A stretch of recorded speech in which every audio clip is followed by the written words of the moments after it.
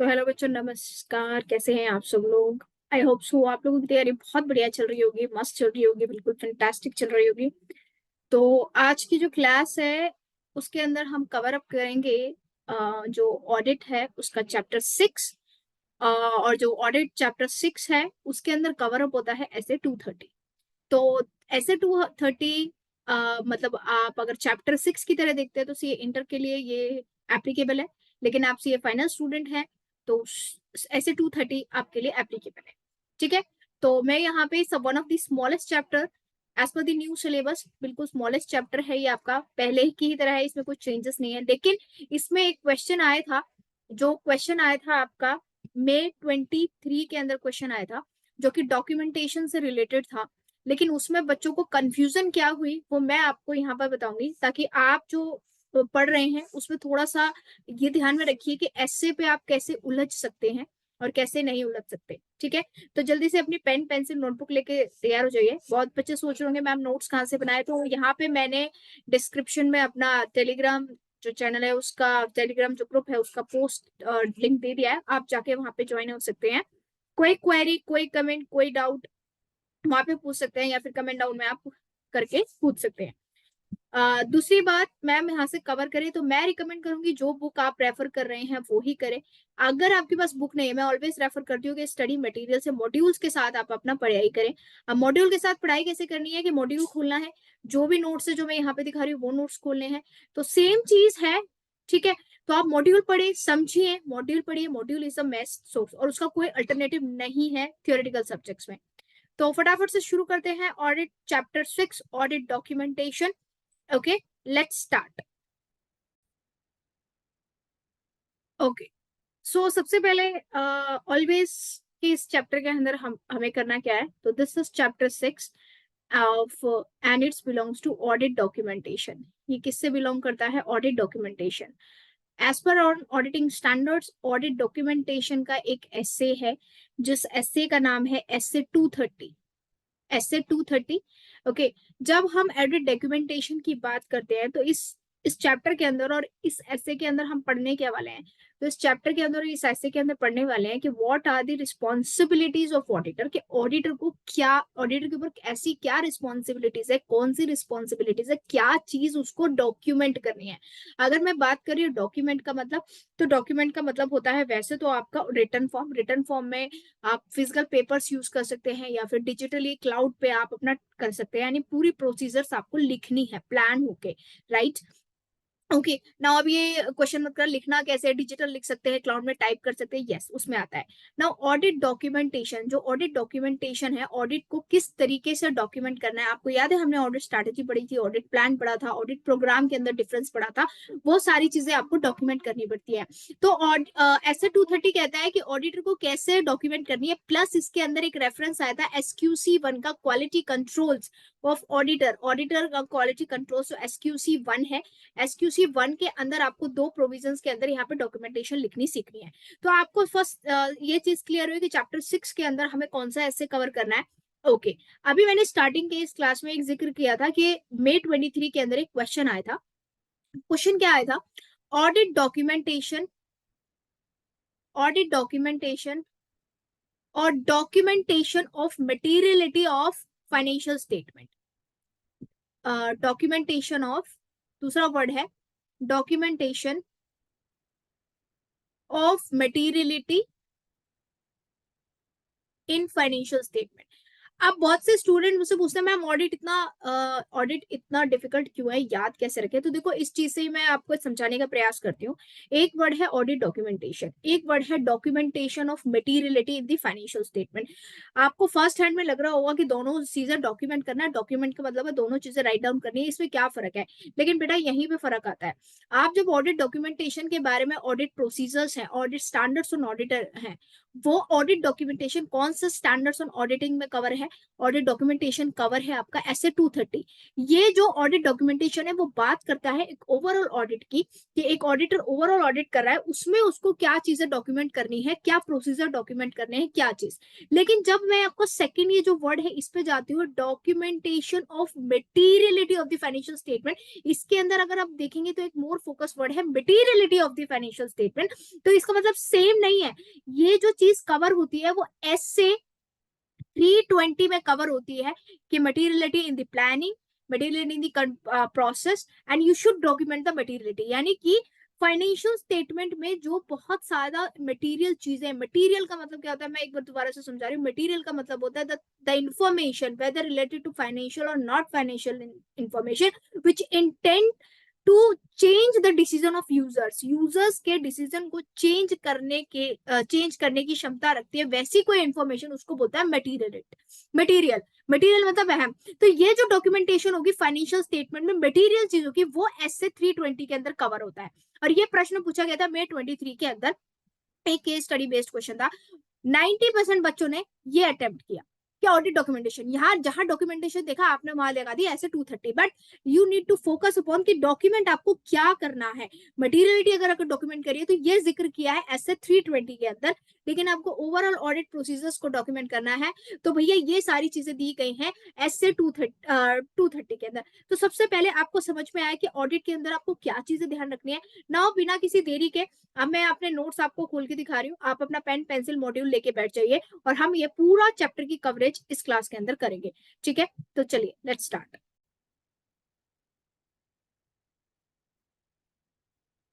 Okay, just a second. Okay, so let's start with the audit documentation. तो chapter 6 audit documentation. तो भैया ये क्या जिक्र कर रहा है, सेम थिंग जो मॉड्यूल में है, बट मॉड्यूल में थोड़ा पैराग्राफ दे रखा है, यहाँ पे आपको नोट्स में थोड़ा सा पॉइंट वाइज मिल जाएगा। तो जहां से भी आपको सहूलियत है आप वहां से पढ़िए। ठीक है, मॉड्यूल को अपने साथ पे रखिए and then you can start. So audit documentation, तो सबसे पहले होता है मीनिंग। तो इस चैप्टर के अंदर बेसिकली क्या कवर अप होने वाला है, इस चैप्टर के अंदर कवर अप होने वाला है ऐसे 230। सो ऑडिट डॉक्यूमेंटेशन बड़ी ध्यान से समझिएगा। Audit documentation defines the term audit documentation as a record of, you need to document the audit, you need to document the audit procedures. ठीक है, एक सेकेंड, हाँ। ऑडिट प्रोसीजर्स परफॉर्म, भैया जो ऑडिटर है ऑडिट प्रोसीजर्स परफॉर्म किए। कौन कौन से ऑडिट प्रोसीजर आपको पता है, रिस्क असेसमेंट प्रोसीजर्स होते हैं जिसके अंदर आपके इंक्वायरी आती है। ओहो, सो ये मैंने जरा छू मंतर वाली इंक कर दी है, सो सॉरी, लेकिन अब मैं चेंज कर देती हूँ। यहाँ पे audit procedures, RAP procedures, risk assessment procedures में आपके आते हैं इंक्वायरी, ऑब्जर्वेशन, जो भी एक्सेट्रा आपने एज एन ऑडिटर किसी भी ऑर्गेनाइजेशन में परफॉर्म किया है। और आते हैं FAP, further audit procedures. Further audit procedures क्या होते हैं, आपके analytical procedure, trends, ratios check किए हैं, या फिर टेस्ट ऑफ डिटेल्स आएगी टीओडी, या टेस्ट ऑफ कंट्रोल्स आएंगे, या सब्सटेंशियल प्रोसीजर्स। तो समझ में आया। तो ऐसे 230 कहते हैं कि ऑडिटर को क्या डॉक्यूमेंट करने की जरूरत है। तो सबसे पहले relevant audit procedures perform. Okay, now relevant audit evidences, जो ऑडिट एविडेंसेस ऑब्टेन किए हैं, ओरली ऑब्टेन किए हैं, हाँ मतलब डॉक्यूमेंटेड फॉर्म में, ओरली डॉक्यूमेंटेड फॉर्म में ऑब्टेन किया है, ऑब्जर्वेशन की है, या विजुअल फॉर्म्स में, तो वो सारी चीजें डॉक्यूमेंट करने की जरूरत है, लिखने की, यानी कि प्रॉपर फॉर्मेट बनाने की जरूरत है। अब लिखना जरूरी नहीं हाथ से लिखो, तुम आईपैड पे लिख सकते हो, मैकबुक पे लिख सकते हो, टाइप कर सकते हो। ठीक है, वो आपकी मर्जी है। Conclusion of the auditor is, auditor किस कंक्लूजन पे पहुंचा है। कंक्लूजन का मतलब होता है ऑडिटर ने अपना कंक्लूजन किस पे लिखा है, कि weather he should give the modified opinion, ऐसे 700 में पढ़ेंगे हम स्टैंडर्ड्स ऑन ऑडिट में। ठीक है, modified opinion, true and fair view देना है, या अनमॉडिफाइड ओपिनियन देना है। तो ये तीन चीजें ऑडिट ऐसे कहता है ऐसे 230 के ऑडिटर को डॉक्यूमेंट करनी है। तो मेरे साथ फिर से तीन चीजें कौन सी ऑडिट डॉक्यूमेंटेशन में आनी है ऐसे 230 में, audit procedures perform, second audit evidences reached sorry collected or obtained, and third one is conclusion of the auditor reached. Okay, now audit documentation commonly known as working papers. So audit documentation को lay language में या rough language को हम working papers भी बोल सकते हैं, right? Now what is the objective of the auditor? Auditor is required, why भी ऑडिटर को ऐसे कह रहा है कि वाई ऑडिटर को क्यों जरूरी है ऑडिट डॉक्यूमेंटेशन करनी, is sufficient and appropriate. Sufficient का मतलब होता है कि भैया जितनी जरूरत है, और अप्रोप्रिएट मतलब level of assurance, record for basis of audit report. भैया ऑडिट रिपोर्ट, अगर ऑडिटर ने कोई ऑडिट रिपोर्ट में अपना ओपिनियन दिया है, कोई आके आया गहरा नथु गहरा आके कह रहा है कि what is, where is the record for that, आपने ये कैसे किया, क्या ऑडिट प्रोसीजर परफॉर्म किए, क्या ऑडिट एविडेंसेस कलेक्ट किए, तो उसके लिए ऑडिटर को क्या है, एक रिकॉर्ड रखना पड़ता है। जैसे कि नेफ्रा होती है, NEPRA national financial reporting authority, वो कई बार आके पीयर रिव्यू करती है, आईसीए पीयर रिव्यू करता है, तो ऑडिटर से मांग लिया जाता है कि where is your audit working papers, आपके वर्किंग पेपर्स। ऑडिटर को कितने साल के लिए अपने वर्किंग पेपर्स रखने पड़ते हैं, 7 साल के। भैया आपको वर्किंग पेपर्स रखने पड़ते हैं, तो भैया उसके लिए आपको एक सफिशिएंट रिकॉर्ड चाहिए। वो रिकॉर्ड कहां से, कौन से ऐसे के दौरान प्रिपेयर होता है, ऐसे 230 में। Second part, evidences that audit was planned and performed in accordance with essays and applicable other regulatory requirement। सिर्फ एसए के लिए एप्लीकेबल नहीं है, ऑडिट प्रोसीजर्स के लिए एप्लीकेबल नहीं है। कोई भी आप ऑडिट डॉक्यूमेंटेशन कर रहे हैं, आप उस पर कंप्लायंस ऑफ लॉस लिखेंगे, चाहे वो लो इनकम टैक्स लॉ हो, जीएसटी लॉ हो, या फिर आपका कंपनी एक्ट हो, ठीक है, या फेमा हो, कोई भी लॉ हो, तो भैया जो जो कंप्लायंस आप एज एन ऑडिटर आपने नोटिस की है एक ऑर्गेनाइजेशन का ऑडिट करते टाइम, वो सारी चीजें आपको डॉक्यूमेंट में लिखनी है। क्योंकि भैया हम इतने दिमागदार नहीं, इतने आइंस्टाइन नहीं है कि हमें 9 महीने, हम 10 महीने ऑडिट कर रहे हैं और उसके बाद हमें ध्यान रहे कि हमने कौन सा सेक्शन कब लगाया था और कैसे लगाया था। क्लियर हो गया? Yes. Now nature of audit documentation. अब नेचर ऑफ ऑडिट डॉक्यूमेंटेशन का मतलब क्या है? ऑडिट डॉक्यूमेंटेशन आपको क्या प्रोवाइड करता है, यानी कोई person audit documentation, audit document करेंगे, मैं अपना ऑडिट डॉक्यूमेंटेशन बनाऊंगी, तो मेरे डॉक्यूमेंटेशन क्या प्रोवाइड करेंगे मुझे। सो लेट्स रीड कि ऑडिट डॉक्यूमेंटेशन आपको क्या प्रोवाइड करता है। Nature end of the audit documentation, evidences, the first one is evidences of the auditor basis for the conclusion about। भैया ऑडिट एविडेंसेस, ऑडिट डॉक्यूमेंटेशन एक evidence की form में होता है, एक सबूत की फॉर्म में होता है कि भैया मैंने अपना कंक्लूजन दिया कि तुम्हारी financial statement true and fair view present नहीं करती, ठीक है। तो जब अब मैंने ये अपने कंक्लूजन क्यों दिया, कंक्लूजन तो सबसे लास्ट में दिया जाता है ना, अब डिटेल में चलिए। तो कंक्लूजन देने से पहले मुझे अपने सारे ऑब्जेक्टिव्स को पूरा करना था। What is objective of the auditor, आपने पढ़ा होगा ऑब्जेक्टिव ऑफ द ऑडिटर ऐसे 200 में। तो भैया ऑडिट डॉक्यूमेंटेशन क्या होता है, एक एविडेंस होता है, एक कंक्लूजन। एविडेंस किस बात का होता है कि ऑडिटर जिस कंक्लूजन पे पहुंचा है एक फाइनेंशियल स्टेटमेंट को का ऑडिट करने के बाद, तो यानी इट्स अ एविडेंस कि ऑडिटर ने अपने सारे ऑब्जेक्टिव को अचीव किया है, उसने स्टैंडर्ड्स ऑन ऑडिटिंग फॉलो किया है, जोन से स्टैंडर्ड्स ऑन ऑडिटिंग उस पर एप्लीकेबल है, उसकी ऑर्गेनाइजेशन पे एप्लीकेबल है, ठीक है। सेकेंड थिंग, ऑडिट और डॉक्यूमेंटेशन एक एविडेंस है, इस तरीके से पढ़िए, ऑडिट डॉक्यूमेंटेशन एक एविडेंस है that audit were planned and performed in accordance with the SAs. तो ऑडिट एविडेंस, जो ऑडिट डॉक्यूमेंटेशन कर रहेगा ऑडिटर एसे 230 के हिसाब से, इट्स अ एविडेंस कि भैया जो ऑडिट जो प्लान हुआ है, परफॉर्म हुआ है, वो स्टैंडर्ड्स ऑन ऑडिटिंग के बेसिस पे हुआ है, एप्लीकेबल लीगल फॉर्मेलिटीज के बेसिस पे हुआ है, और रेगुलेटरी रिक्वायरमेंट के बेसिस पे हुआ है, ठीक है। क्लियर? नेचर ऑफ ऑडिट समझ में आया। Now the next thing is purpose of audit documentation. क्यों भैया ऑडिटर डॉक्यूमेंट करता है? तो भैया ऑडिटर को भी कुछ पर्पस होते हैं। क्या क्या पर्पस है? तो एंगेजमेंट टीम, ईटी को एंगेज, ईटी को असिस्ट करने के लिए। ईटी कौन होता है? जो ऑडिटर की टीम होती है, ऑडिटर की टीम होती है। ऑडिटर की टीम में आर्टिकल्स आ सकते हैं, ऑडिटर के एम्प्लॉइज आ सकते हैं, ऑडिटर खुद आ सकता है कि किस तरीके से आपको एक ऑडिट को प्लान करना है, परफॉर्म करना है। सेकेंड है assisting member of engagement team to direct supervise the of the audit. भैया उनको डायरेक्शन देने के लिए काम आ सकता है, उनको सुपरविजन देने के लिए काम आ सकता है। Enabling the engagement team accordance with the work, भैया किस तरीके से आपको काम करवाना है अपनी टीम से, उसका पूरा डेटा प्रोवाइड करता है audit evidence, audit documentation. Retaining का मतलब होता है रखना, संभाल के रिटेन करना, होल्ड करना। Retaining the record of matters continue significance of the future audit.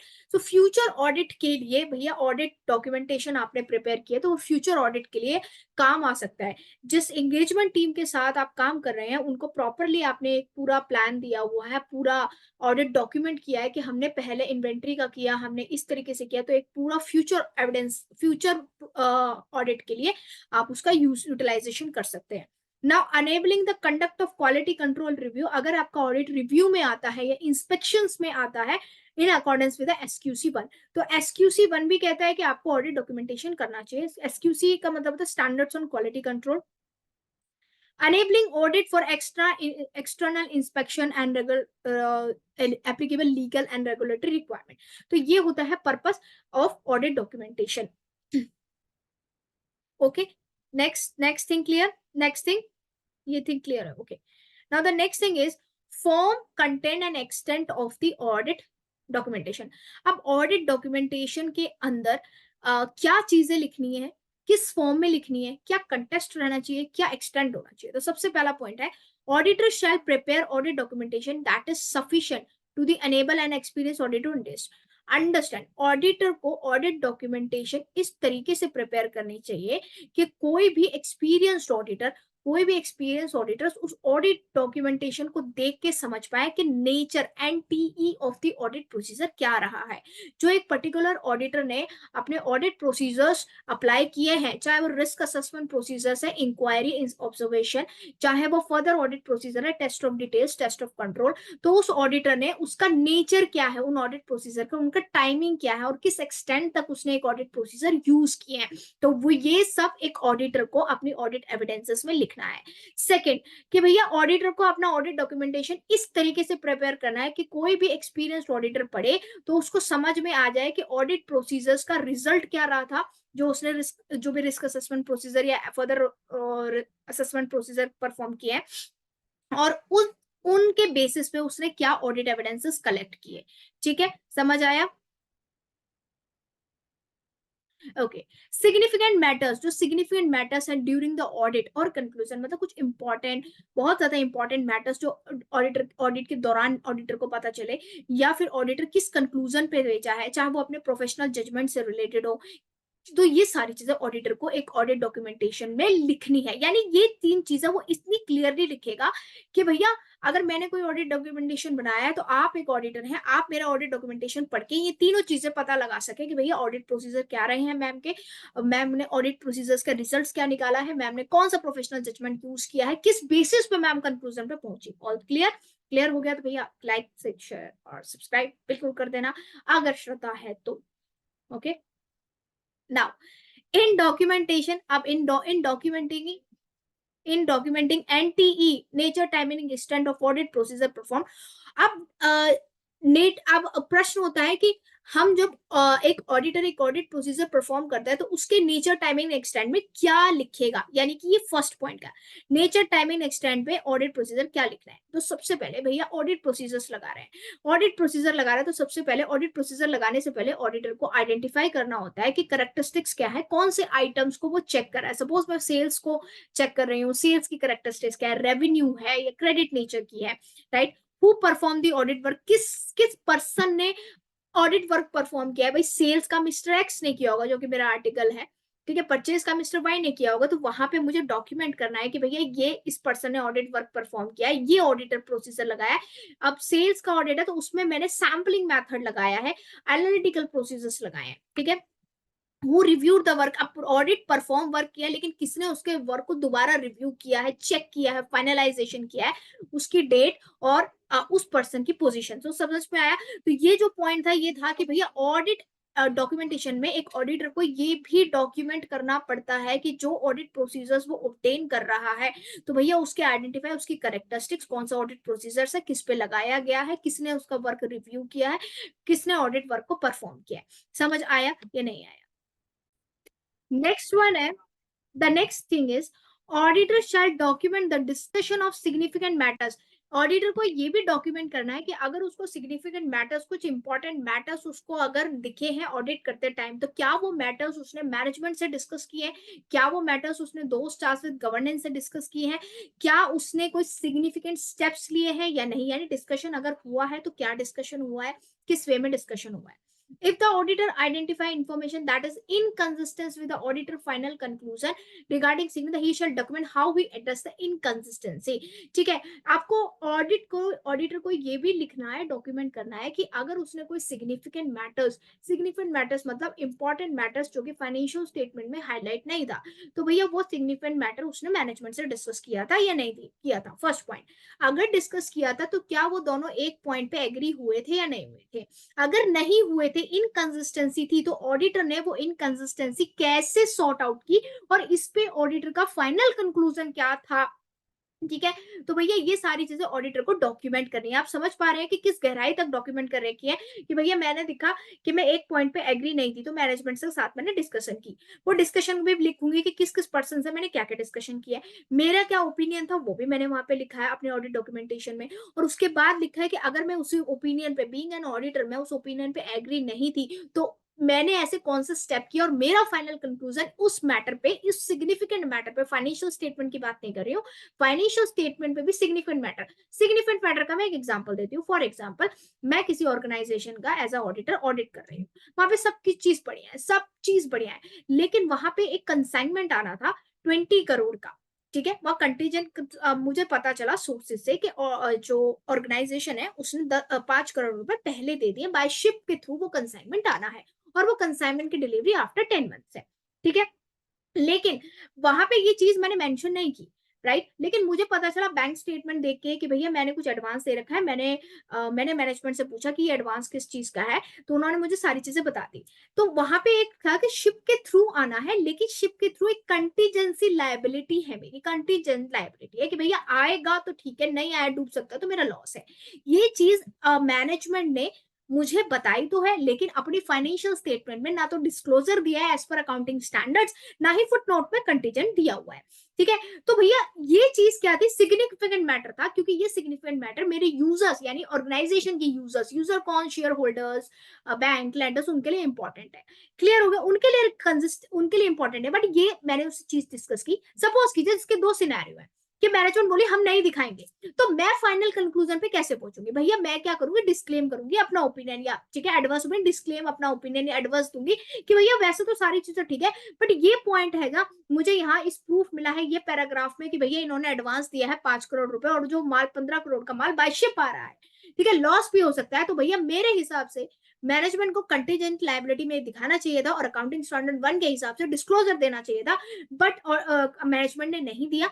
मैंने मैनेजमेंट से ये बात डिस्कस भी की है, और मेरा कंक्लूजन सिर्फ इसको छोड़ के बाकी सही है। तो यानी मैंने आपको एक सिनेरियो बताया कि सिग्निफिकेंट मैटर क्या होता है, समझ में आ गया।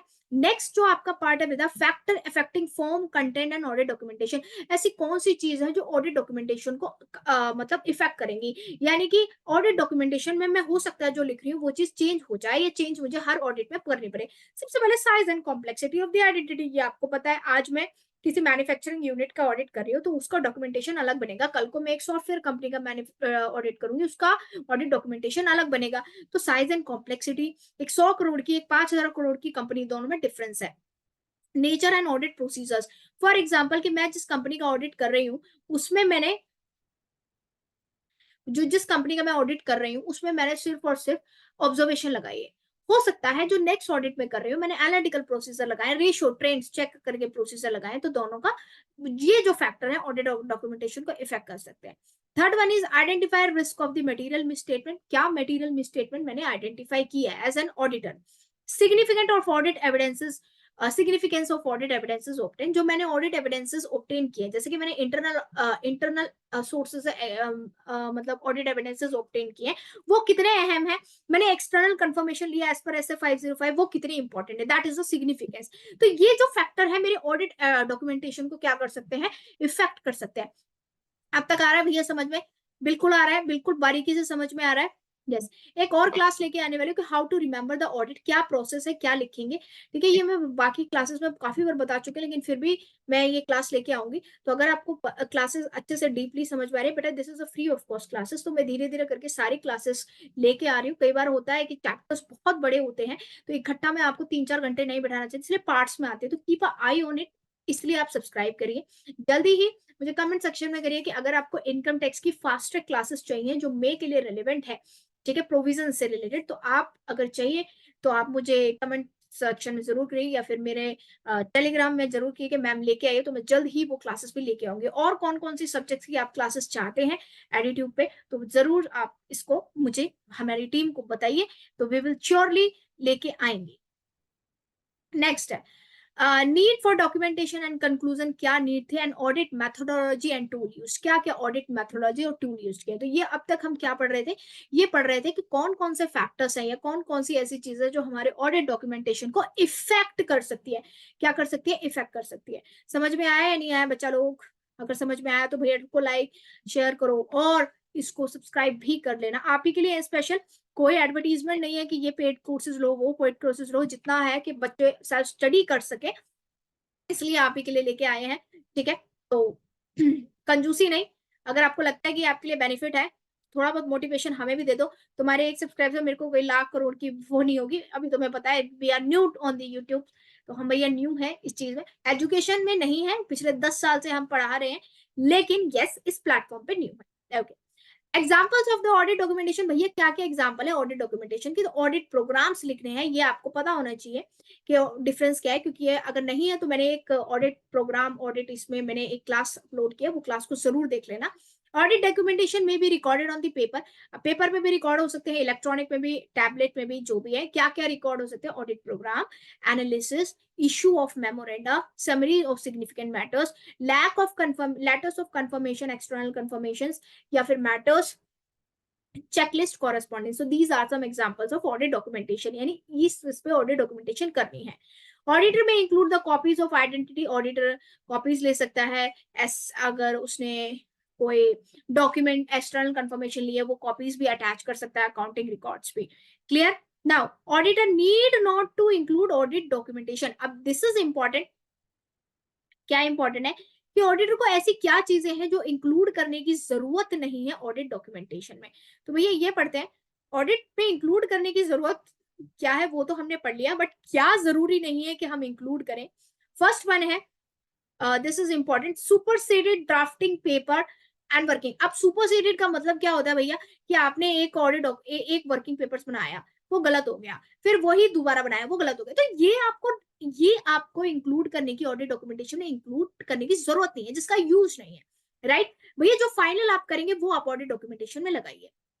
Notes that complete reflects incomplete and preliminary thinking, जो नोट्स इनकम्प्लीट है और जो आपने पहला सोचा था लेकिन वो आपने एप्लीकेबल नहीं किया ऑडिट करते टाइम, तो वो चीजें भी आपको अटैच करने की ऑडिट डॉक्यूमेंटेशन में जरूरत नहीं है। Previous copies of documents, errors वाले डॉक्यूमेंट्स की कॉपीज नहीं, और डुप्लीकेट्स ऑफ डॉक्यूमेंट्स, यानी कि 4 चीजें आपको ऑडिट डॉक्यूमेंटेशन में एज एन ऑडिटर करने की जरूरत नहीं है। यानी कुल मिला के क्या समझे कि जो फाइनल रिजल्ट होगा, जिसके बेसिस पे आपने एक्चुअली में ऑडिट का कंक्लूजन ड्रॉ किया है, आपको वही चीज इंक्लूड करने की जरूरत है।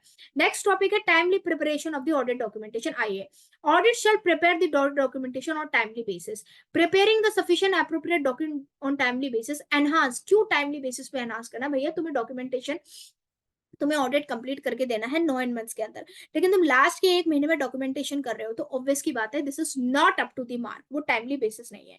लेकिन क्यों करना पड़ता है audit documentation timely? Because it helps to enhance the quality of the audit and facilitate for review and evaluation. तो भाई एक तो ये क्वालिटी इंप्रूव करता है, और अगर आपका ऑडिट को रिव्यू इवैल्यूएशन में आया है तो ये उसको एक लेवल पे पहुंचाने में मदद करता है।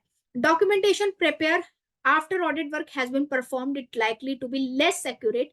ओके, सो भैया जो डॉक्यूमेंटेशन, कई बार होता है ना कि आप डॉक्यूमेंटेशन बनाते हो लेकिन ऑडिट कंप्लीट करने के बाद अच्छा मैंने ये किया था, वो किया था, तो वो लेस एक्यूरेट समझा जाता है। क्या समझा जाता है भैया? कि वो है लेस एक्यूरेट। क्लियर? समझ में आ रहा है? तो प्रिपरेशन, सबसे पहले टाइमिंग पे प्रिपरेशन करनी है। क्यों करनी है? क्योंकि दिस इज एफिशिएंट होता है, ऑडिट की क्वालिटी को इंप्रूव करता है।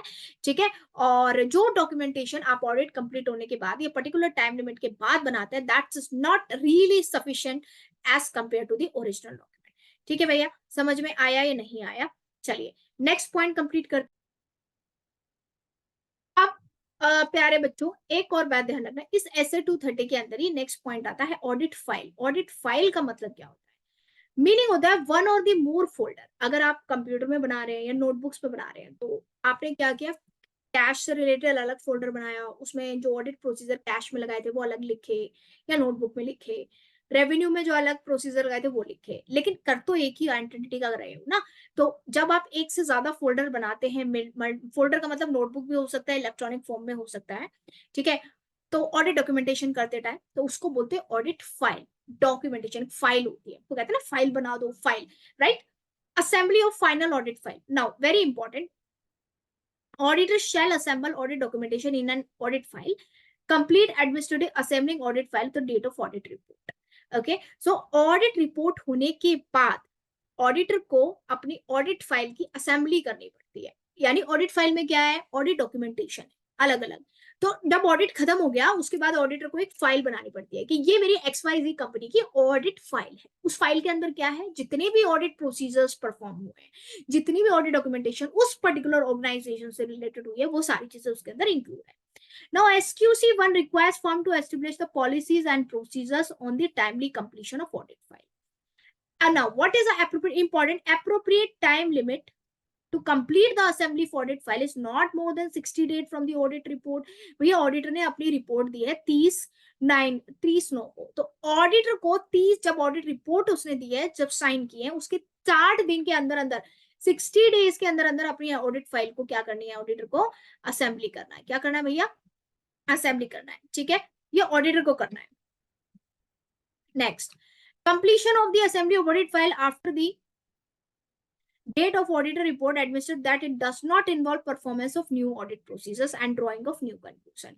अब क्या कह रहा है कि कंप्लीशन ऑफ असेंबली पे, ऑडिट फाइल की असेंबली की कंप्लीशन के बाद, यानी 7 दिन के अंदर, ठीक है, 60 दिन के अंदर उसने अपनी ऑडिट फाइल को कंप्लीट कर दिया। 60 दिन के किया, 60 दिन से पहले किया, उसके बाद भैया वो कोई भी नया ऑडिट प्रोसीजर उसके अंदर इंक्लूड नहीं कर सकता। ना तो कोई चीजें फाड़ सकता है, ड्रॉ कर सकता है, ना ही इंक्लूड कर सकता है। अगर उसने असेंबली कर ली है लेकिन असेंबली नहीं करी है तो ऑडिट डॉक्यूमेंटेशन में वो कुछ ना कुछ ऐसे चेंजेस कर सकता है। अब क्या चेंजेस कर सकता है कि लास्ट मोमेंट पे उसको पता चला कि ये पॉलिसीज रह गई, मैंने इस तरीके से ऑडिट नहीं किया, तो वो वहां पे एडजस्टमेंट कर सकता है।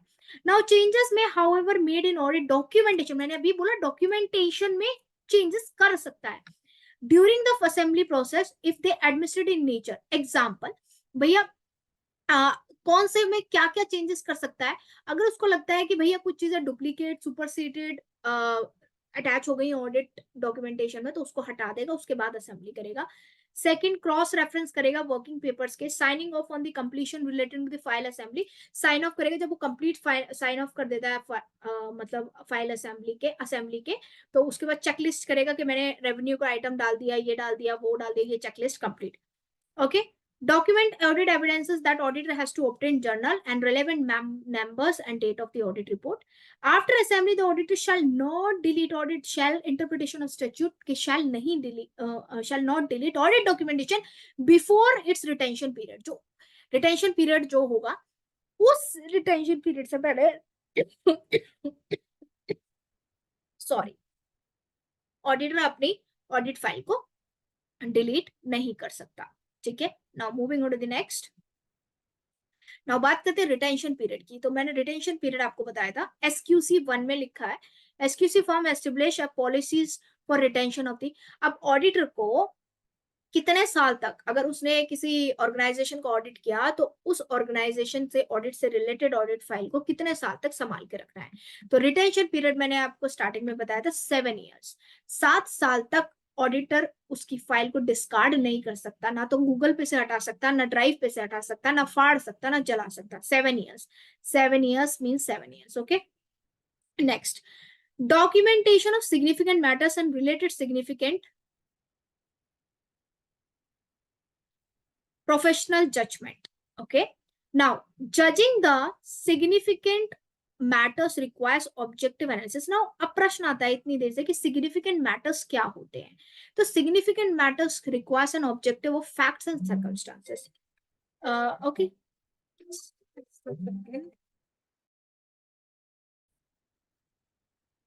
okay, let's continue. So judging the significant matter requires an objective analysis for the fact and circumstances. Example of significant matters include, अब significant matters के क्या क्या एग्जाम्पल है। सबसे पहले matters that give rise to significant risk, important, अहम। Result of audit procedures include financial. भैया अगर ऑडिटर ने ऑडिट प्रोसीजर्स करे हैं और उस ऑडिट प्रोसीजर के रिजल्ट्स पे ऑडिटर को लगता है कि फाइनेंशियल स्टेटमेंट मटेरियली मिसस्टेटेड है, तो this is called the significant matter. एक अहम मैटर है, मुद्दा है जिससे को मैनेजमेंट के साथ डिस्कस करना चाहिए। सेकेंड है, auditor needs to revise the auditor previous assessment of risk of audit risk. अगर ऑडिटर को लगता है कि जो मैंने पिछली बार रिस्क एनालिसिस किए थे उसको रिवीजन करना है, उसको रिवाइज करना है, तो that is also called the significant matter. circumstances that cause auditors significant and difficult applying necessary audit procedure. कुछ ऐसे circumstances जिसमें ऑडिटर को लगता है कि वो ऑडिट प्रोसीजर ढंग से अप्लाई नहीं कर सकता है या प्रॉपरली ऑडिट एविडेंसेस नहीं कलेक्ट कर पा रहा, तो वो क्या बन जाता है, सिग्निफिकेंट मैटर। जैसे मैंने कंटिजेंसी वाला आपको एग्जांपल दिया था अभी, वो चीज। Findings that could result in the modification of audit opinion, कि भैया कुछ ऐसे ऑडिट एविडेंसेस कलेक्ट किए हैं जिसकी वजह से ऑडिट ओपिनियन में फाइंडिंग्स करनी है, चेंजमेंट करनी है, that is known as the significant matters. समझ में आया या नहीं आया बताइएगा जरूर please. The next part is documentation of professional judgment, where significant serves explain the auditor conclusion. तो भैया डॉक्यूमेंटेशन प्रोफेशनल जजमेंट, मतलब आपको पता है ऑडिटर में एक चीज होती है प्रोफेशनल जजमेंट।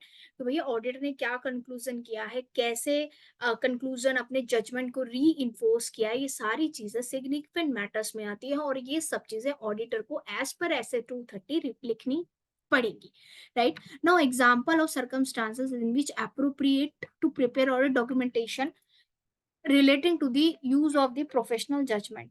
ऐसे कौन से एग्जाम्पल्स हैं जिसके अंदर ऑडिटर अपने प्रोफेशनल जजमेंट को यूज करके ऑडिट डॉक्यूमेंटेशन को प्रिपेयर करेगा। सो सबसे पहले था रैशनल आइडिया, सोच। Rational of auditor conclusion when required provide shall consider serve information. भैया ऑडिटर का खुद की सोच है, ऑडिटर की खुद की एनालिसिस है कि ऑडिटर जब फाइनेंशियल स्टेटमेंट का ऑडिट करता है तो भैया किस कंक्लूजन पे पहुंचेगा, कैसे पहुंचेगा और किस बेसिस पे, किस आधार पे पहुंचेगा। Basis for auditor conclusion on the reasonableness, कितना रीजनेबल है ऑडिटर का कंक्लूजन, किस बेसिस पे उसने ये कंक्लूजन ड्रॉ किया है, ओपिनियन ड्रॉ किया है। Basis for auditor conclusion about authenticity of document. भैया ऑडिटर ने जो कंक्लूजन ड्रॉ किया होगा वो किसी डॉक्यूमेंट पे, किसी सोर्स के आधार पे किया होगा। वो जो आधार है, internal source of document, external, वो कितना ऑथेंटिकेटेड है, कितना ऑथेंटिकेट है, कितना मतलब ट्रस्ट वर्दी है, that is a matters of professional judgement. समझ आया प्रोफेशनल जजमेंट का मतलब। Now the next part is, जो आपका नेक्स्ट पार्ट है इसके अंदर, कंप्लीशन मेमोरेंडम। अब कंप्लीशन मेमोरेंडम का मतलब क्या होता है बेटा, कंप्लीशन मेमोरेंडम होता है ऑडिट डॉक्यूमेंटेशन की समरी। मेमोरेंडम का मतलब होता है जिसके अंदर साइलेंट नहीं सेलेंट फ्यूचर होते हैं, फीचर SALIENT, सेलेंट फीचर का मतलब क्या होता है, इंपॉर्टेंट समरी। जैसे हमने पढ़ा था ना प्रोस्पेक्टस में पढ़ते हैं अपराइज प्रोस्पेक्टस, तो salient feature. Proper whole document का जब आप समरी निकालते हैं, इंपॉर्टेंट समरी निकालते हैं, तो उसको बोलते हैं memorandum, completion memorandum. Now, auditor may consider it helps to prepare and retain the part of audit documentation summary as known as completion memorandum. भैया ऑडिटर कई बार क्या कर सकता है, जो इंपॉर्टेंट पार्ट है, जैसे 2 पेज इंपॉर्टेंट पार्ट है या 2 ऑडिट प्रोसीजर इंपॉर्टेंट है, उसको अलग से ऑडिटर अपना संभाल के भी रख सकता है। वो तो रखना ही रखना है, उसको भी संभाल के रखना है, तो उसको क्या बोला जाता है, completion memorandum. That describe significant matters. Completion memorandum में क्या इंक्लूड होना चाहिए, मस्ट ड्यूरिंग द ऑडिट, जो significant matters during the audit, but how they are addressed, किस तरीके, कौन से सिग्निफिकेंट मैटर्स जो ऑडिटर ने ऑडिट के टाइम पे निकाले, किस तरीके से अगर कोई सिग्निफिकेंट मैटर्स है उसको सॉर्ट आउट किया। सच समरी में facilities effective and efficient review and inspection. ये समरी क्या होती है, इफेक्टिव, अगर कोई रिव्यू होता है, इंस्पेक्शन होता है, तो ये वहां पे ऑडिटर को सपोर्ट करती है, कॉम्प्लेक्स ऑडिट के अंदर हेल्प करती है। प्रिपरेशन ऑफ सच समरी में assist the auditor considering the significant matter. It also may help auditor to consider whether the light of audit procedure performed. तो भैया कंप्लीशन मेमोरेंडम ये भी बताता है कि ऑडिटर ने अपना SA-230 का फुलफिलमेंट किया है। Now the last, SQC ownership. Audit documentation की ऑनरशिप किससे रहेगी, SQC provides a unless otherwise specified laws and regulation, auditor में डिस्क्रिशन मेक पोर्शन। भैया ऑडिटर के, वैसे तो ये ऑडिटर की एसेट्स होती है, बट ऑडिटर की डिस्क्रिशन है कि ये कुछ पोर्शंस क्लाइंट्स को अवेलेबल कराए या मतलब अपने इंटर्न्स को दे, इट्स अ क्लाइंट। तो भैया समझ में आया या नहीं आया, तो बेटा बेसिकली हमने चैप्टर 6 पढ़ा, स्टार्ट किया, और चैप्टर 6 में हमने क्या पढ़ा, चैप्टर 6 में हमें पढ़ा SA-230 में हमने ऑडिट डॉक्यूमेंटेशन के बारे में पढ़ा। ऑडिट डॉक्यूमेंटेशन में हमने इसके नेचर के बारे में पढ़ा, इसके फॉर्म एंड कंटेस्ट के बारे में पढ़ा। फिर जो नेक्स्ट बना हमने, जो इसके अंदर इंपॉर्टेंट चीज है वो सिग्निफिकेंट मैटर्स के बारे में है कि सिग्निफिकेंट मैटर्स क्या होते हैं। ठीक है, सिग्निफिकेंट मैटर्स के बाद हमने इसके अंदर पढ़ा कंप्लीशन मेमोरेंडम, जो कि इंपॉर्टेंट है। कंप्लीशन मेमोरेंडम क्या होता है, summary of this audit documentation, जो ऑडिट। नेक्स्ट हमने पढ़ा कि ऑडिट डॉक्यूमेंटेशन ऑडिटर को बनाना होता है। ऑडिट फाइल क्या होती है? ऑडिट डॉक्यूमेंटेशन जो भी पर्टिकुलर ऑर्गेनाइजेशन की कर रहा है उसकी कंप्लीट फाइल बनती है, उसको बोलते हैं ऑडिट फाइल। ठीक है, असेंबली करता है। ये ऑडिटर को 7 साल तक संभाल के रखनी पड़ती है, और ये ऑडिटर की क्या होती है? ऑनरशिप होती है ना। ये ऑडिटर का डिसीजन है कि ये भैया ये अपने क्लाइंट को दे या ना दे। ठीक है, तो ये पढ़ा हमने ऐसे 230 के बारे में। ऐसे 230 हमारा कंप्लीट हुआ, चैप्टर 6 सी एंटर का कंप्लीट हुआ, ऐसे 230 सी फाइनल का कंप्लीट हुआ। ठीक है, कल आपका जो नेक्स्ट क्लास आएगी वो आएगी चैप्टर 7 के अंदर कंप्लीशन और रिव्यू में। देखिए मैं कोशिश कर रही हूँ कि मैं क्लासेस लेके आऊं, लेकिन जैसे कि चैप्टर नंबर 5 है, चैप्टर नंबर 5 वन गो में नहीं हो सकता क्योंकि वो चैप्टर बहुत बड़ा चैप्टर है। तो आप लोग अगर आपको समझ में आ रहा है और फ्री क्लासेस है तो सब्सक्राइब जरूर कर देना। अगर समझ आया तो आप अपने जैसों की मदद कीजिए, शेयर कीजिए। ठीक है, लाइक जरूर कीजिए, थोड़ा कॉन्फिडेंस मोटिवेशन हमें भी मिलता है बच्चा लोग।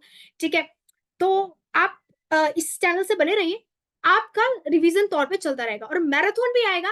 और अगर आप चाहते हैं कि इनकम टैक्स का आपका समरी बैच लेके आए जाए जिसमें कंसेप्ट वगैरह एक्सप्लोर हो, जरूर कमेंट डाउन करना। और मैंने अपने टेलीग्राम ग्रुप का लिंक यहाँ पे डिस्क्रिप्शन में दिया है, इसको जरूर फॉलो करना। तो thank you so much, thank you so much for watching this. और कि आपका एक एक कमेंट, आपका एक एक सब्सक्रिप्शन मैटर्स करता है हमारे को अपनी क्वालिटी को इंप्रूव करने के लिए। थैंक यू सो मच, मिलते हैं नेक्स्ट वीडियो।